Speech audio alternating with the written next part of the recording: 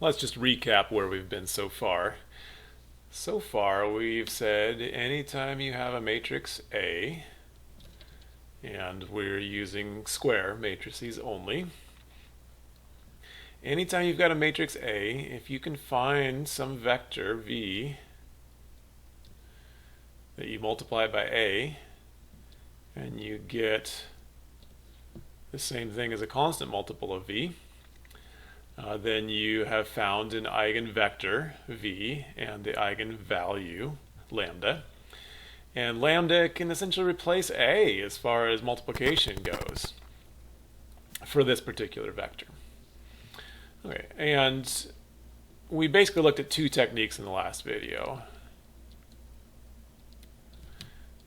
We started with saying if you have V, how do you find lambda? And we also looked at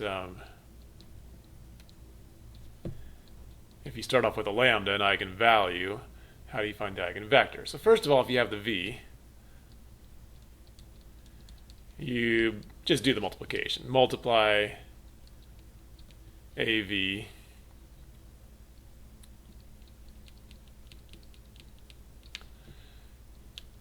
and factor lambda out of the results, right?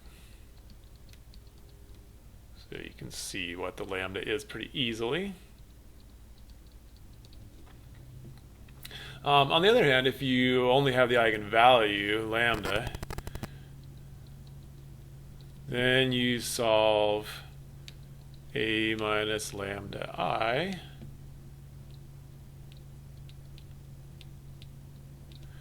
times V equals 0. Or maybe a better way to say it would be to reduce A minus lambda I, A minus lambda I, minus lambda I, augmented with 0. Either way, the solution for this or this is the same thing, and that will give you the eigenvector. So let me start off with an example. Basically want to put two more ideas on your head, and then I'll let you turn into the homework. So let's go with 4, 1, 7, 0, 2, 5, 0, 0, 9. And if you can't guess already, the first idea is about triangular matrices. If there's all zeros below the diagonal or all zeros above the diagonal. Let's just see if we can figure out what the eigenvalues would be. At the moment, I don't even know what they are, but this process would still sort of work the same way to find an eigenvalue and an eigenvector. So let's say I would be trying to work with 4 minus lambda, 1, 7, 0, 0, 2 minus lambda, 5, 0, and 0, 0, 9 minus lambda, 0. And let's just point out that if there are 3 pivots here, then what's the only solution to the homogeneous system? If there are 3 pivots, then there are no free variables. That means there's only one solution to the homogeneous system. And if there's only one solution to a homogeneous system, we know what it is. Right? It's 0, 0, 0. And we've already said 0, 0, 0 is not allowed to be an eigenvector. So the only way we're going to find a valid eigenvector out of solving this is if there are not 3 pivots. If there's only 2 pivots, or only 1 for that matter, then we'll get a valid eigenvector. So the only way that can happen is if at least one of these pivot positions, keep in mind where the pivot positions are, they'd be there, there, and there. If all 3 of those are legitimate pivots, non-zeros, then we've got one solution, it's the trivial solution, we get no eigenvector. So the only way we'll get a valid eigenvector is if at least one of these three is 0.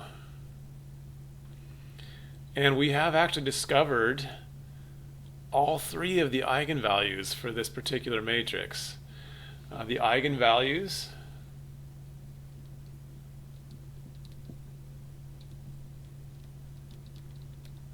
have to be the ones that give us a free variable, that eliminate one of those pivots.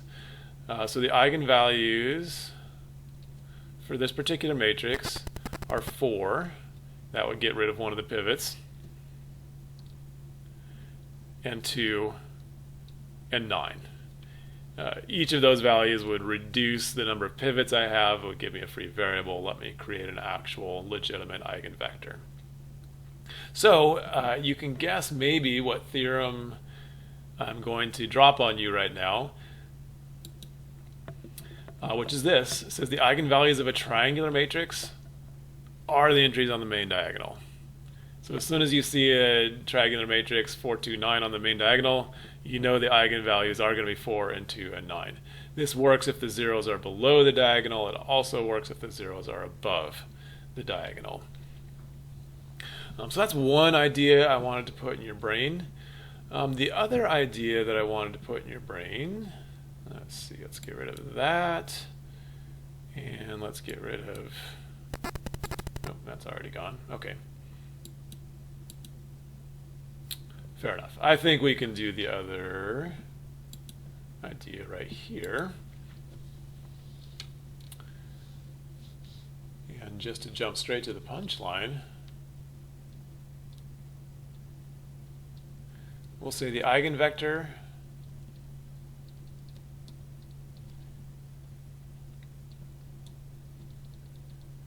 can't be the 0 vector. That doesn't count. It's sort of trivially true, but not interesting. However, the eigenvalue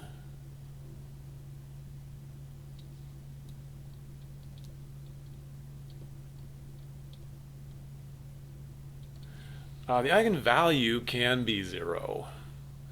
So let's just take a look at a quick example of that. So let's come up with, let's get on the right layer. Let's come up with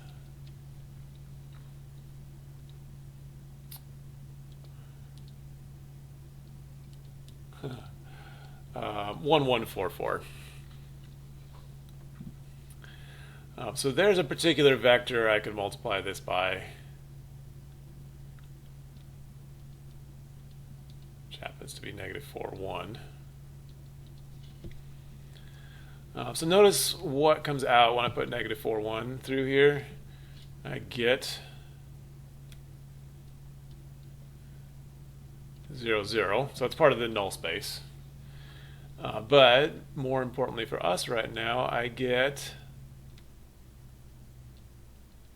a multiple of the original vector. So there I have -4, 1 as an eigenvector and 0 as the corresponding eigenvalue. So for this particular matrix,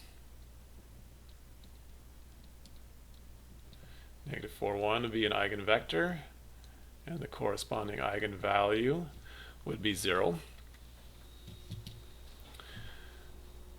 And again, that just means if the null space is anything besides just the 0 vector, things that you put in that create 0 coming out are actually eigenvalues with eigenvectors with eigenvalue of 0. That means that we're going to need some sort of dependent columns here so that we can create 0 without putting zeros in. Okay, I think in the next video we'll just look at 1 or 2 homework examples if you want to see those, and then you'll be good to go on the homework.